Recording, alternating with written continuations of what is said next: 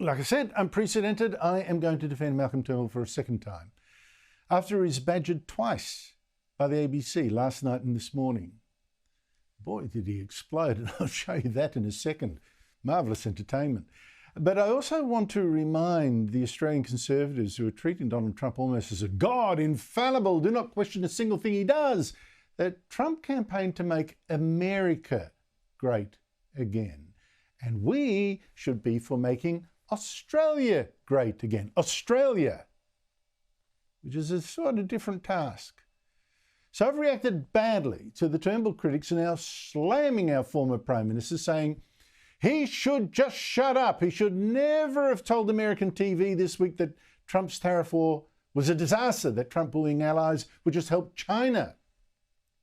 As I told you last night, Trump didn't take that very well at all, called Turnbull a weak leader, and now Turnbull is being accused of costing us our last chance of persuading Trump to excuse Australia from the tariffs he's imposing on imports on steel and aluminium. Two ABC presenters even asked Turnbull if it would have been better for Australia if he just kept his mouth shut and not offended Donald Trump. Well, Turnbull went off. Are we just going to become, just a conga line of sycophants creeping through the White House? I never thought I'd have to defend free speech here on the 7:30 report. And when Turnbull was asked that same question again on another ABC show this morning, should he have shut up, he hit the roof. Are you suggesting that we should engage in self-censorship in Australia for fear of offending the huge ego of Donald Trump? Is that really the state that we've got to? Has the ABC become so pusillanimous that you're seriously suggesting that we shouldn't be free to speak the truth in Australia for fear of Donald Trump? Is that the depths you've sunk to? And he's right. Turnbull is a former Prime Minister speaking only for himself. He's not the current Prime Minister or our hopeless Washington ambassador speaking for the country. If he really, I don't get it. Are people really expecting him to shut up, to censor himself, because the American president is supposedly such a sensitive sook that he'd punish all Australians simply because Malcolm Turnbull criticised him? I mean, what next, Commentators like me should also shut up about Trump, not risk making him cross. I mean, Conservatives have been outraged because the Albanese government has shut up about, for fear of offending China. We think that you should speak frankly to China. Wouldn't it be mad if we now said, well, we shouldn't speak frankly to Trump? Is that really our country? Is that really America? I mean, you've got to ask, does America now really have a president who makes decisions for the nation on the basis of who insulted him and who flattered him? That is frightening, not beyond the realms of possibility now. But, that's how weasels and panderers and liars rise to the top and how the honest sink and the country with them. Now, as it happens, Turnbull has a point.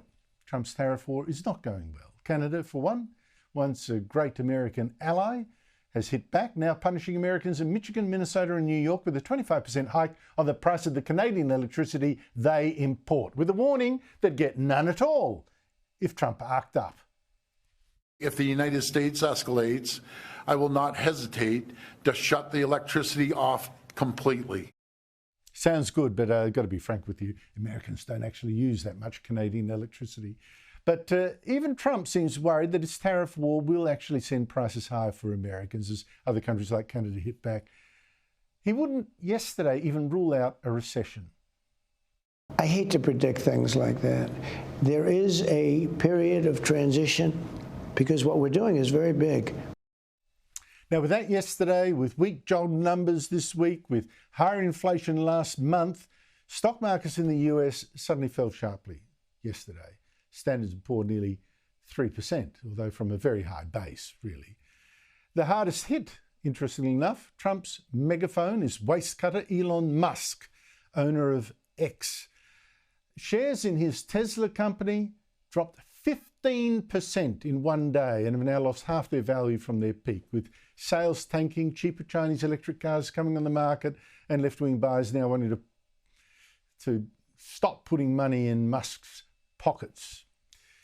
And no one can tell that, can inform Donald Trump, can shout to Donald Trump, hey, listen, you're making a mistake.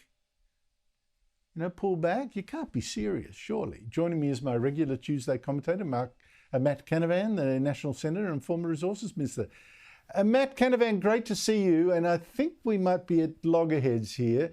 Is it really true that Malcolm Turnbull should not offend Donald Trump because Trump then might make every Australian suffer out of sheer spite? Well, Andrew, you make some good points. Although, number one, I've said, and I don't think that somehow Malcolm's intervention this week is going to make a big difference to what Donald Trump and the Trump administration decide. I think the reaction's a little bit overblown. But number two, I would just take some issue here or add to your point to say, what about the timing of this? I mean, it's one thing to state your disagreements and point out the obvious that Trump's trade war here is not good for his allies and not good for the world.